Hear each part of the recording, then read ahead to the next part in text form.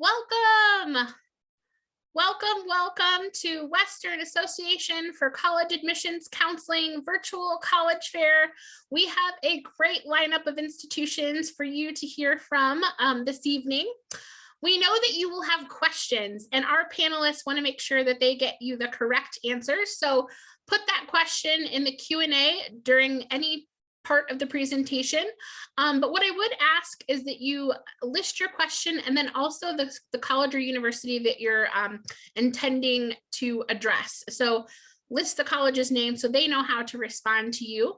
As a reminder, this is a webinar, so your camera and your microphone are off, so our panelists cannot see or hear you this evening. There are more sessions tonight. So in the hour after this, there's still more time for you to hear from additional colleges. You're going to find that this format is really a great way to hear from lots of different institutions. There's also going to be sessions happening in April and May. So you can go back to that same website where you signed up for tonight and sign up for additional sessions either for tonight or in April and May. This is being recorded this evening, and the playback will be available within about a week at that same website where you registered. Just one more time, if you have questions, put those in the Q&A at the bottom of your screen, and also make sure you list the college or university that you're directing your questions so they know how to answer. So without further ado, I'm going to turn it over to our first institution. You're first going to get the opportunity to hear from the University of San Francisco.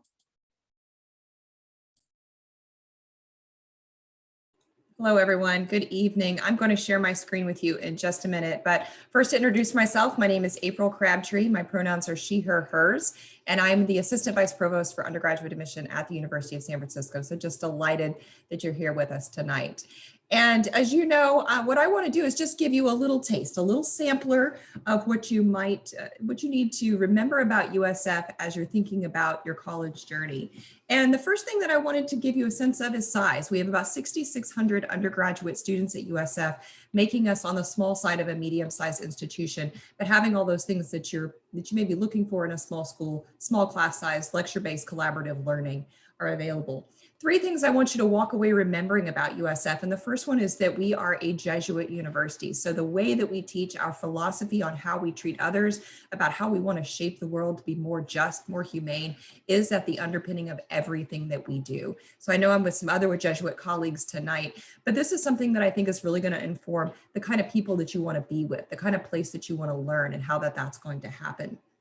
The second thing that's really important to remember about USF is we are in the city of San Francisco. We have a 155-year history. So as the city has grown and changed, so have we as well. So when you start looking at our majors, the types of opportunities that are going to be available to you, you're going to see why USF in San Francisco, we have this very close relationship, whether that's academically, personally, socially. You're going to see your life as both a USF student and as a San Franciscan. So this is going to be an important piece of your experience with us. Third, diversity is something that is very important to us. There's no way to really learn to be in this world, to create the change you want to create in the world, without learning to be with and learn from people who are different than you are.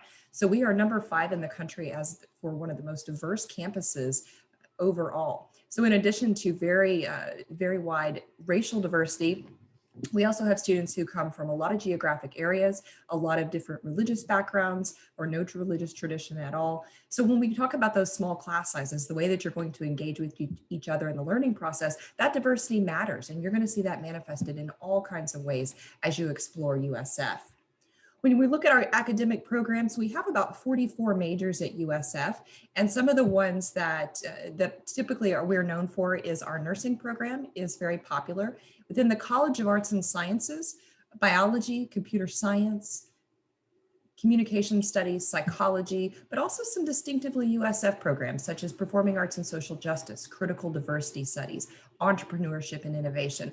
Lots of different ways that we're leaning on San Francisco, the place that we are, the people that we are, in order to provide a very rich and engaging academic experience for you. As I've mentioned, a lot of this in choosing the place that you want to be for college is about choosing the people you want to live with and the people that you want to learn with. And those two things, I think, come together. And as you explore and learn more about the kinds of professors who teach your classes, the students who choose to be involved in our clubs and organizations, that's going to give you the best sense of who is USF and can I see myself here?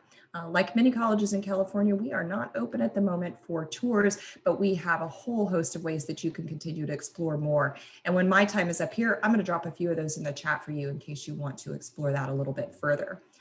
Some key things that you might want to remember as you're getting ready to apply, as you're thinking about that perhaps over the summer, if you are a junior right now, is we're a common application school. We're test optional. We have been test optional for a couple of years now, and we really do mean it. So if my one hope for you tonight is to walk away remembering that test optional means that a test is something you can add. Your application is complete without it. If you feel like you want to send it, please do. But this is not something that you should spend a lot of time stressing out over. We are only recommendation optional. We know with so many things going on in your life, it might be hard to get that letter, or you may have difficulty making that relationship. So we want to make this as friendly a process as we can for you. And finally, deadlines, we're going to send you lots of reminders about that, so no need to worry about it. But really, the key is to walk away knowing the University of San Francisco, we are in the heart of the city of San Francisco, and our hope is that you'll join us as we think about changing the world from here.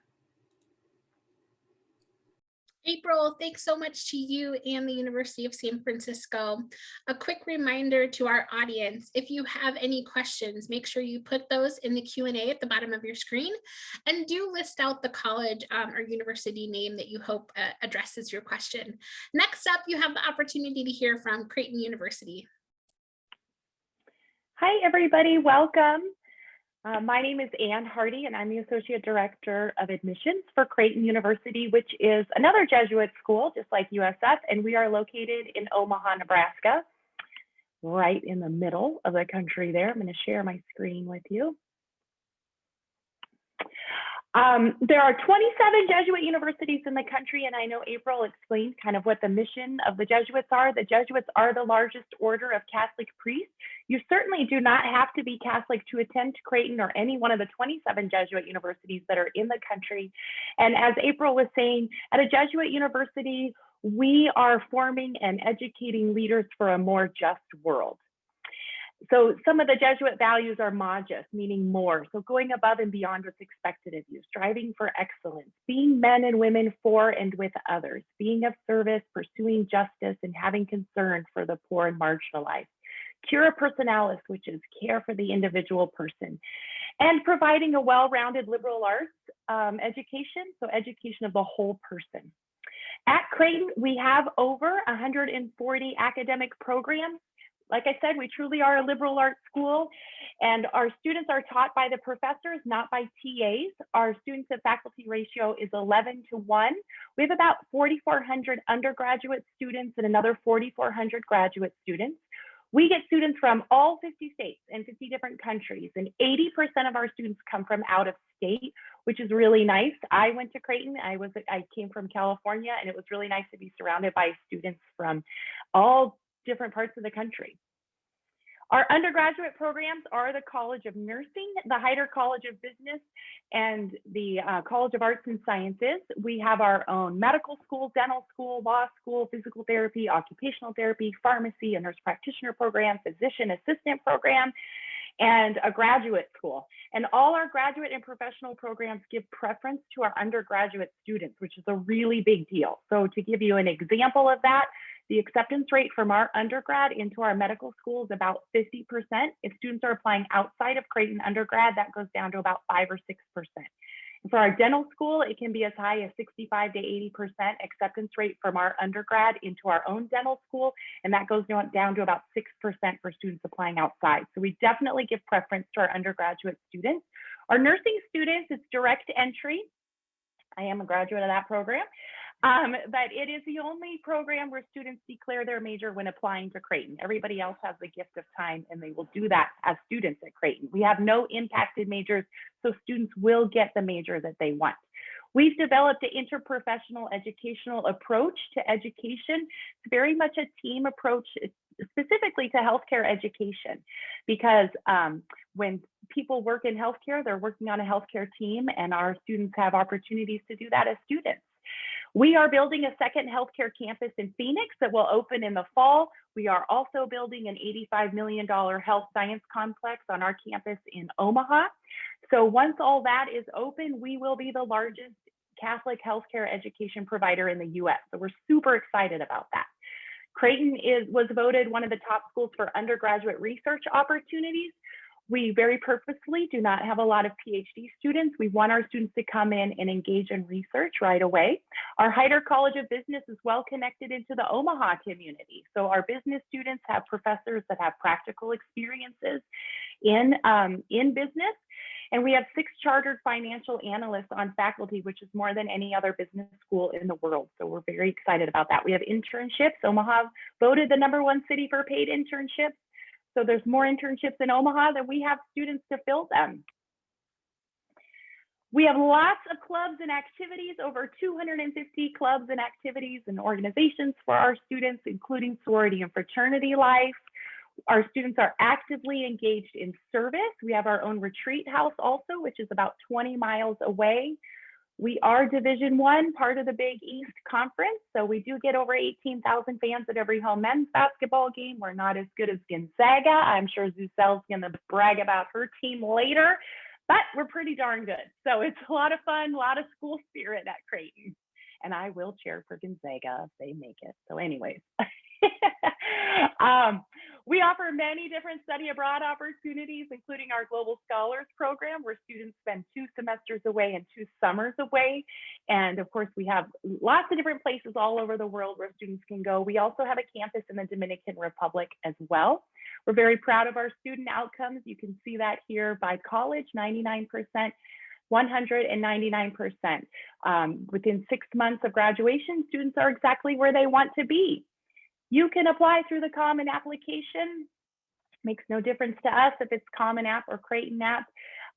We are test optional. We started that last year, so we're excited. We're very proud of that. And you will receive lots of information from us about deadlines and such, but I do want to put my contact information there. I will put it in the chat box as well. You can scan that if you would like more information. And I hope you all have a great evening. And thanks so much to you and to Creighton. Next up, I have the pleasure of introducing Gonzaga University. Hi, everybody. Anne was making me laugh with the Gonzaga comments. Let me look. I'm going to share my screen. I don't know, for whatever reason, it's not. Oh, there we go. Share screen 1. All right, hi everybody, my name is Zucel Aguilar. I am a senior admission counselor here at Gonzaga University. My contact information is on this slide as well as the last slide, but to give you an overview of Gonzaga, like my fellow colleagues, we are a Jesuit university, so we're one of 27. We're located in Spokane, Washington, which is on the eastern side of the state, very close to the Idaho border. And to give you an overview of our student body, we're about 52 to 5,300 undergraduate students, so a smaller medium-sized university. Most of our students are coming from over 200 miles away. We're actually predominantly an out-of-state school. It's about 60% out-of-state and about 40% in-state. So I'm originally from California. I grew up in the Bay Area. So if I was looking at out-of-state schools, there was just extra criteria that I was looking for. And I found that at the university of having lots of support for out-of-state students, as well as programming over those short weekends you may not be able to make it home for. So lots of support at the university. There's different offices that are focused on different areas of support. One that I like to highlight is Center for Student Academic Success. So for your first semester at the university, we'll actually register you for all of your courses. You don't have to worry about that. Just focus on moving to campus and we'll take care of getting you into the right classes. And these were the statistics that I personally was looking at when I was looking at universities. We have a very small average class size, 11:1 student faculty ratio. We don't have any impacted programs. Faculty work very well with our students. We are ranked for that, for how well our undergraduate faculty support and work with our students. Retention rate is how many first-year students return to second years. So generally that can show expectations being met, resources being offered, and that's a great question to ask the other schools that you're taking a look at. And this is updated in light of COVID. We typically are about a 94-95% retention rate. All of our programs are designed to graduate you within 4 years. So it's not, like I mentioned, it's not any impacted programs. They're all designed to make sure that you have all the classes in the time that you need to. Post-grad success rate, I mentioned that a little bit earlier, but it's how many students within 6 months of graduation were either fully employed in active service military, full-time graduate school, or volunteer organizations like the Peace Corps. At the university, we have 75 different majors in 5 different schools. So College of Arts and Sciences is the largest. It holds the most students, the most amount of majors. The most popular programs that put key programs there: biology, psychology, political science. Those are some of the most popular options. And you can do a research concentration in biology or in psychology. And we have really great internship opportunities in those programs as well. With business, we are a top 25% program or top 25 program for a business school, as well as accounting. We get heavily recruited by our big 4 accounting firms. And we do have 5th year MBA, Masters in Science Taxation, and Masters in Accounting programs. In School of Ed, some of those key programs are going to be sports management. So if you're interested in working within the sports industry, that's a great program to study in.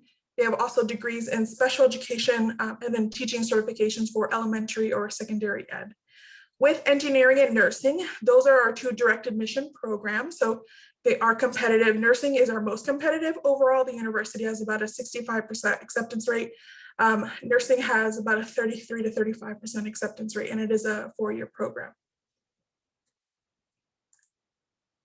So the university values students studying abroad, being global leaders, understanding what it means to be a global citizen. So over half of our student body goes out and studies abroad. The most popular program being Gonzaga in Florence. That's our university in Florence, Italy. So it's our faculty, it's our students, and we also invite other Jesuit schools to send their students to our program there as well. But we have programs on every continent except for Antarctica, programs that are fully in that home language or fully in English or a mixture in between there. And then we have programs that specifically focus on a particular academic area. Or if you just want to go to a study abroad location because you like where it's located, then that's great. The tuition is the same at your study abroad program. Your financial aid package will go with you. The cost difference is cost of living, room and board. So it depends on the location, whether it's going to be more expensive or cheaper than Spokane. Go to the next one. In terms of life on campus, very active. We're very 4 seasons. It's been a very beautiful sunny day for the past couple of days, which has been really great. Very active student life. I like to describe it as spirited, almost to the point of being obnoxious. It's a very active in the area that you're most interested in. So if you like athletics or service, the arts, it's just a very active community. Typically, students are involved in many different clubs, organizations. They're on student body government or some other type of leadership. So it is a very active community. There are over 140 different clubs, over 20 different retreats throughout the year. So lots of opportunities to get involved. In terms of athletics, we are D1 for all of our athletic programs. Tickets are free. There is a clip for the line. Monetarily, it's free, not with your time, really. That's how you'll pay for them. But we have tryouts for D1 and club sports at the beginning of their seasons, and we also have intramurals. So like I mentioned, located in Spokane, Washington, on the eastern side of the state.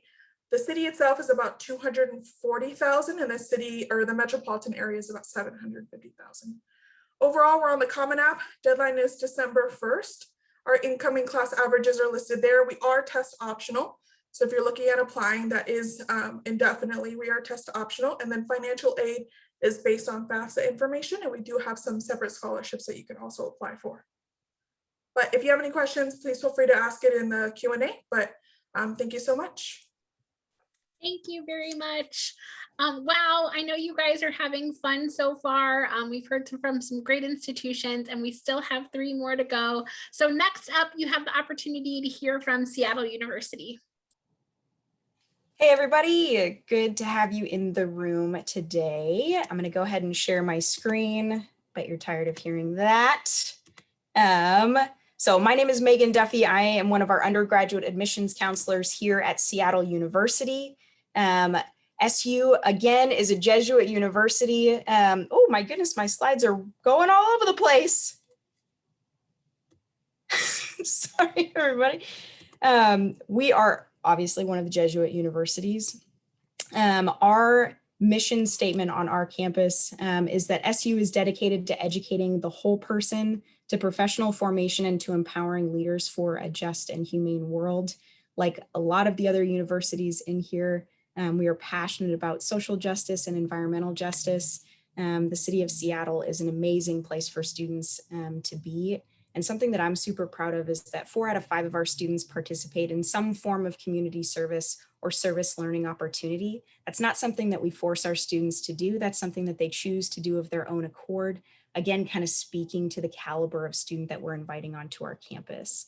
Our mission statement really drives our institution and unifies both staff, faculty, and students. You know that when you join SU, you're joining a community of people who are pushing for the greater good. This is an excellent aerial view of our campus. It's a direct outline, so you know confidently that you'll never have to take a bus like 6 blocks down to get to an econ class. Everything you need as a student is directly within this outline here. We're about a 12-block campus. They call it the urban oasis because when you're on campus, it is truly a beautiful place filled with gardens and amazing spaces for students to reflect, but also spend amazing time with their friends.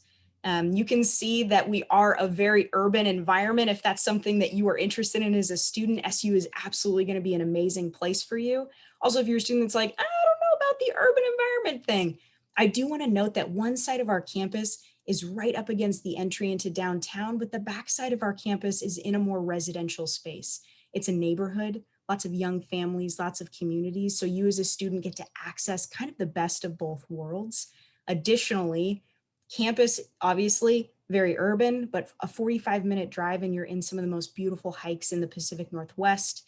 We also use the ferry system for transit in the city of Seattle. So you can take one of the ferries over to one of the islands that are right off the coast, do a day trip with some of your friends, and then also the Olympic Peninsula, some of the most amazing hiking and camping that we do student excursions through our outdoor adventure club. And you can hop on a ferry to get over there as well. 100% of our courses are taught by faculty. You're never going to have some maybe random but lovely TA teaching a course. It will 100% always be a faculty member. We are also a mid-sized university. We have about 7,000 students on campus, but that's our undergraduate, graduate, and law students. So undergrad, we're looking at right around 47,000 or 4,000. So yeah, there we go. 4,000. We're right around 4,000 students. We have over 65 different degree programs. And the average class size is 18, with the student to faculty ratio being 11:1. You know you're going to have that direct communication with your professors. You won't have to raise your shaky little hand in the back of a 400-person class and maybe not be sure if you're going to get the answer. You will absolutely be able to have not just direct communication, but also a relationship with your professor. They care about you. They care about your success, not only in their class, but also just your success as a person. Every program on campus is direct entry. That means when you apply to Seattle U, you're applying directly into your program of interest. That includes nursing, that includes mechanical engineering, any program you can think of. The other thing I want to note is that SU has some amazing relationships within the city of Seattle. Companies like Amazon, Starbucks, Microsoft, Boeing, all have really close-knit relationships with our campus.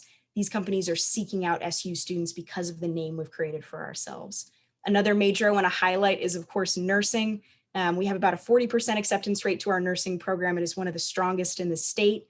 One of the local hospitals, Swedish, donated an entire floor to Seattle U, and we use that as a clinical performance lab for our students to get real-life experience before they start their practicum in the city as well. SU doesn't have gen ed courses or general education classes. We use what we call UCore. These are classes specifically designed by our faculty members that highlight some of the most thought-provoking and pressing issues within their discipline. Amazing courses you can take as a student. If you're interested in pre-health, pre-dental, pre-vet, we have additional advisors we can provide you to make sure that you're on track and put forth the most competitive application possible for that next level of education for you. And then if you're a student out there like I was who has no idea what they want to study, pre-major is for you. We don't call our students undecided. You have plenty of things you're interested in, plenty of things you're passionate about. Just want to encourage those students to enter in as a pre-major. We'll give you some additional advising and just kind of give you the confidence and tools to choose a major and career that's sustainable for you. Student life, super active and vibrant. We have over 100 different student clubs and organizations, incredibly active student government. We have 18 D1 athletics. In addition, we have an amazing intramural program and some club athletics. If you're like, I'm not quite D1 competitive, but maybe more than intramurals, our club teams get to travel as well. We are Common App exclusive and also use a holistic review to application. Just want to note that when I'm reviewing your application, I want to review you as a whole person. I read everything that you send to me because I want to view you in your best light. Just want to encourage you, if you had a blip in your schooling during sophomore year, please feel free to reach out and talk to us about that, because I'd love to connect with you and review you again in your best light. So please feel free to contact me. I will drop my information in the chat. Thanks so much for being here. Thank you, Megan and Seattle University. Next up, you have the opportunity to hear from Santa Clara University. Thank you. Hello, everyone. My name is Kendall Wilburn, and I'm an Assistant Director of Undergraduate Admission at Santa Clara University. Tonight, there are three main things that I really want to share with you that I think make Santa Clara a special and unique place to be, and then I'll also touch on the application process a little bit and what we're looking for there. First up, I think our location is a really significant piece of the Santa Clara experience. We are located in the heart of the Silicon Valley in the San Francisco Bay Area. We're in Santa Clara, California, which is just about 5 to 10 minutes north of San Jose and about an hour south of San Francisco. So super easy to get into both cities. There's a public transportation train system right across the street from campus, so really convenient for our students to go up into San Francisco. The beach in Santa Cruz is just about 40 minutes away. The mountains in Lake Tahoe and Yosemite are also pretty popular places for our students to visit on the weekends. About 55% of our students do come from the state of California.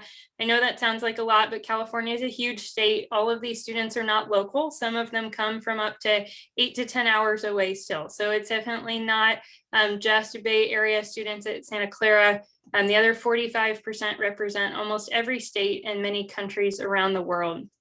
I'd say one of the biggest benefits, the biggest professional benefit for our students of our location is the fact that so much is accessible in Silicon Valley. So about 80% of our students will have at least one internship.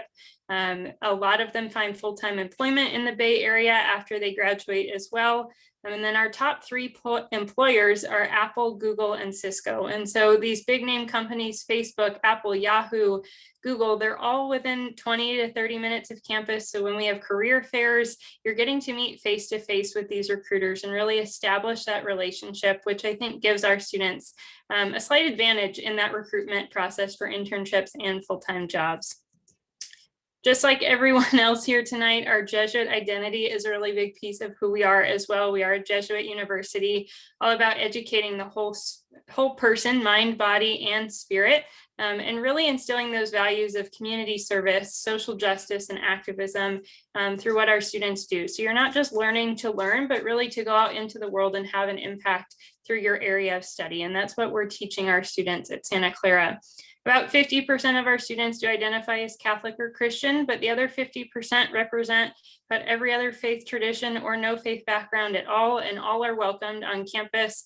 You do not ever have to attend Mass at Santa Clara. The only religious requirement is to take 3 religion courses as part of our core curriculum. But some of our most popular classes are things like the theology of marriage or the theology of death. And so you're not taking courses in Catholicism unless you want to. Through our core, you'll also take classes in ethics, civic engagement, diversity. My favorite is our experiential learning for social justice course, where you actually go out into the community and serve in some way. So lots of ways to get involved locally, but also globally through things like study abroad and immersion programs as well. And then similar to the educational experience, again, of many of the other universities here tonight, and we are a mid-sized institution. We have about 5,500 undergraduates, also an 11-to-1 student to faculty ratio, average class size of just about 23 students. So you're really getting that personalized academic experience where you can form those relationships with your professors, work on research with them in their labs, and really get to know them well. And we also have one of the highest retention rates and four-year graduation rates in the country. And so I think that really speaks to how happy and satisfied our students at Santa Clara are and what they get out of that experience and the return on investment when they're investing in their education for these 4 years. To speak a little bit about the application process, we are on the Common App. That's the only application we use, so it makes it pretty easy. When you apply to Santa Clara, you do have to select one of our 3 schools. So you will either be admitted to the College of Arts and Sciences, the Levy School of Business, or the School of Engineering. Within the 3 schools, you do not have to select a major, so you can come in undecided if you would like, or you do have the option to select that major when you apply as well. Within the school, it's pretty easy to switch between majors once you're here. You have up until the end of your sophomore year to fully declare, but it can be tricky to switch between schools. So we do want you to try to figure out which school best fits your interests on the front end. In terms of what we're looking for in the application process, it is a holistic review. So your academic and personal side, both are really valuable to us. Obviously, your GPA, we only look at that on an unweighted 4.0 scale. We really focus on the rigor of your coursework as well. So we want to see that within the context of your school, you've challenged yourself, taken some of those honors, AP, IB, dual enrollment courses, whatever that looks like for you. Also looking at how you've spent your time outside the classroom, what you're participating in, any community service and leadership that you've taken on, and your story through your personal statement on the Common App, who you are, what you're passionate about. We want to learn these personal things about you. And then your interest in Santa Clara as well. We welcome you to demonstrate that interest on the front end. We do take that into account. So attending some of our online sessions, and then once you're able to tour on campus as well. We are test optional for at least the next year. We're hoping to extend that into the future too. In terms of deadlines, there are 2 times you can apply: November 1st for early action and early decision, and then January 7th for early decision 2 and regular decision. And if you're a transfer student, that application is actually active now. All students are automatically considered for merit scholarships when they apply to Santa Clara, and then we welcome you to submit both the FAFSA and the CSS profile to be considered for any need-based aid. But thank you so much, and I welcome questions, and I'll share my contact information as well. Thank you so much, Kendall, to you and Santa Clara University. Our final presentation tonight will be from the University of Portland. Hello, everyone. My name is Martin Williams. I'm the Associate Director of Admissions at the University of Portland. Let me get my screen share going here. All right, I use pronouns he, him, and his. The one big difference that University of Portland showcases itself compared to these other great schools is we are not a Jesuit institution. We are Oregon's only Catholic university, and we are affiliated with the Congregation of Holy Cross Priests. These are the same guys that run Notre Dame. What the Holy Crossers believe in is the comprehensive liberal arts education. We want this to be more than just getting a major. If you want to get a major, you can do that anywhere. We want this to be much more enriching, much more engaging. We want our students to come away from this experience more intelligent, more intellectual, more adaptable for the changes that come your way. I believe we are the smallest school on the dais today. We have just under 4,000 undergraduate students. So that relates to a much more personalized education and allows for tremendous access for our students. Average class size tends around about 25, an 11-to-1 student to faculty ratio.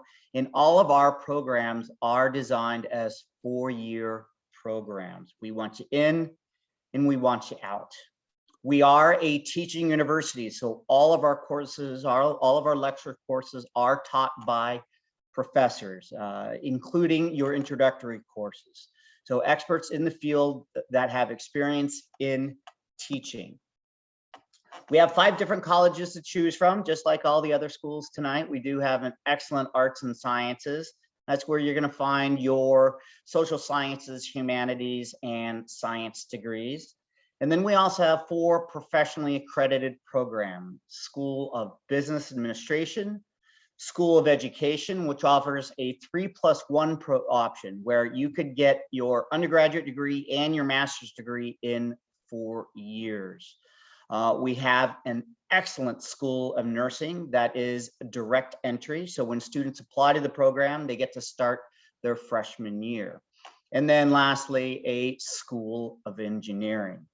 Every student will have an advisor right from the get-go to help them design the education that best suits for them.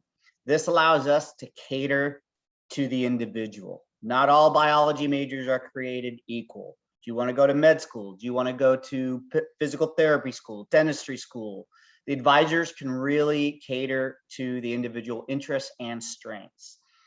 They're there to help the undecided student, to make sure that they are moving in a direction where they are not stuck in never undecided land for too long. Advisors can also help students attain multiple disciplines. It is not unusual for the majority of our students to have a major and a minor, or even possibly a double major. You want to go study abroad? Even our nursing majors, even our engineering majors can go study abroad and still graduate in 4 years. Where I think University of Portland sets itself apart is on the professional opportunities that we provide for our students. Now, it helps to be in such a robust city like Portland, Oregon, where those opportunities are plentiful for college students.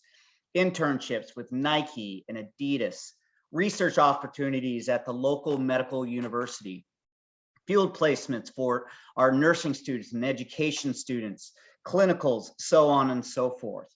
We also do have advising specifically for those interested in professional programs like medicine, law, physical therapy, so on and so forth. That is our beautiful, beautiful, beautiful campus. What also differentiates University of Portland is that we are not an urban campus. So we are not in the heart of Portland. You can see downtown is a good 5 miles away on the other side of the river. So our students don't have to worry about dodging traffic to get to class. It's very isolated, and we don't have to worry about some of the distractions that come with an urban campus.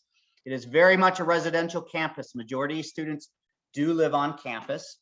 We have 150 acres in the north side of town, so plenty of room to stretch your legs.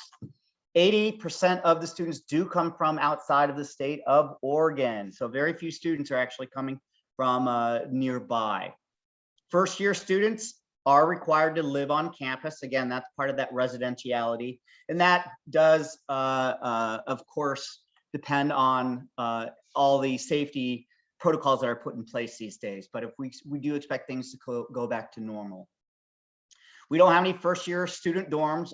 Students of all years can stay in all the residence halls. And it is truly a community like no other. And it is a big piece to the experience of going to the University of Portland.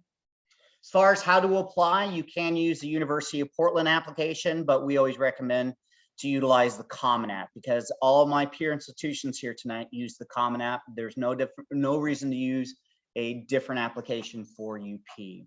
Our standard deadline is January 15th, but we do, I'm sorry, that's January 15th for 2022. Forgot to change that date, forgive me. But we do recommend a early date of November 15th. Our average GPA is 3.65. The strength of schedule, just like the other counselors had mentioned, is a big part of the analysis. And once again, we are test optional for the upcoming year.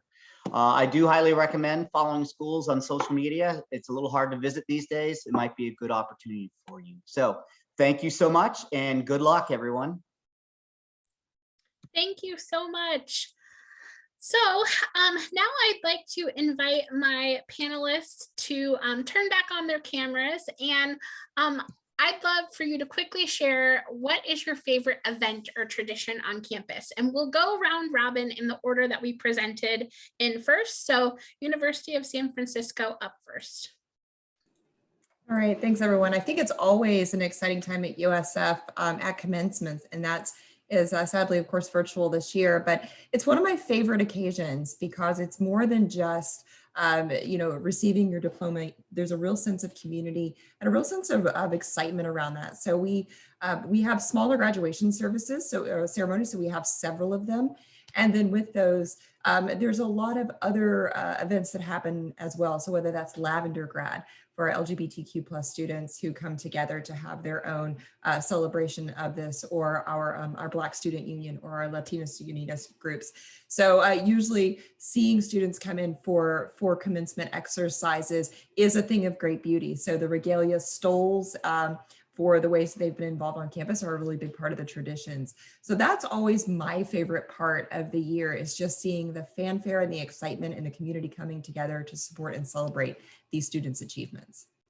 There's no doubt that move-in and graduation are some of the favorite times for those of us that work in higher education. Creighton. Ditto to that, yes. So what you just said, Courtney, for sure. Okay, if I had to pick one, I am going to pick our luau. So I used to be able to say we are home to the mainland's biggest luau, but I've heard we're either tied or maybe in second place now. I'm not exactly sure, but we get a lot of students from the state of Hawaii, probably, I don't like a whole lot every year. I know for us, it's a lot, maybe 60 to 85 or 90 a year or something. I know Seattle, you probably has a seat, but but we do get a lot, and they throw a big luau every year. The student organization, a lot of families come from Hawaii. They fly in a chef and all the fresh flowers and everything. So we host about 1,000 people for a luau every year in a non-COVID year, right? So anyways, that's one of my favorites.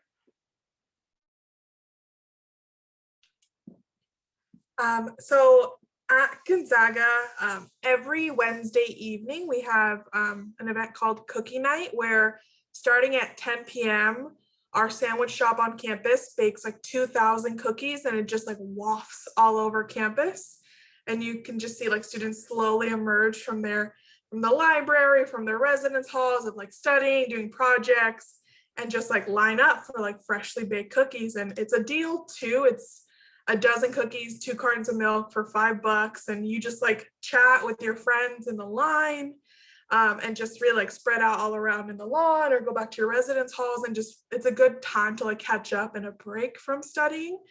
And I really like that. And if you are competitive, there's a competition where eating those dozen cookies, drinking those 2 cartons of milk within like 2 minutes and not getting sick. And it's harder than you think it is. Only one of my friends in my friend group have that claim to fame. But if you want to just do it in a normal way, you and your friend split the cost of, paying for it this week and the other pays for it next week, and just split that. But it's just a cool way to like intentionally come back together out at, from like studying and just being in your own like just being overwhelmed with like tests and projects. So having a way to find community, and also just like the campus smells amazing. That sounds like the most fun way to get a stomachache, but in the most fun. Okay, I think I touched on mine just a little bit. One of my favorite events we hold on campus is called Quadstock. It's a play on Woodstock. It's a student-run music festival, completely student-led.